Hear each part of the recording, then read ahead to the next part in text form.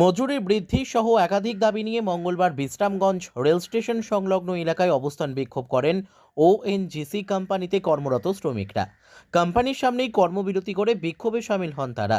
এদিন নিজেদের কাজ থেকে বিরতি নিয়ে ওএনজিসি গেটের সামনে অবস্থান বিক্ষোভে বসেন কারখানার শ্রমিকেরা।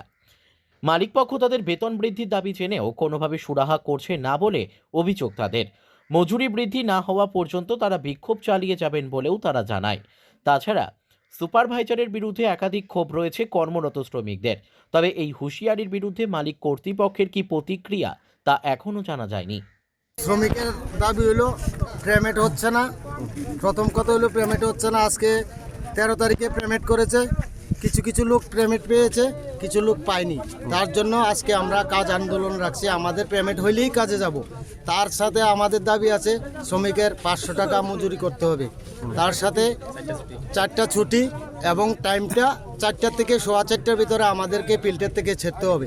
কোম্পানি আমাদেরকে 5টার আগে ছাড়ে না। 5টা কি কোম্পানি আসলে? ONGC company. ওএনজিসি না? এই দাবিগুলোর জন্য আজকে কাজ বন্ধ রেখেছি। আমাদের পেমেন্ট এবং সিস্টেম সবকিছু ঠিক হলে আমরা প্রত্যেকদিন সঠিকভাবে ডিউটি করে যাব।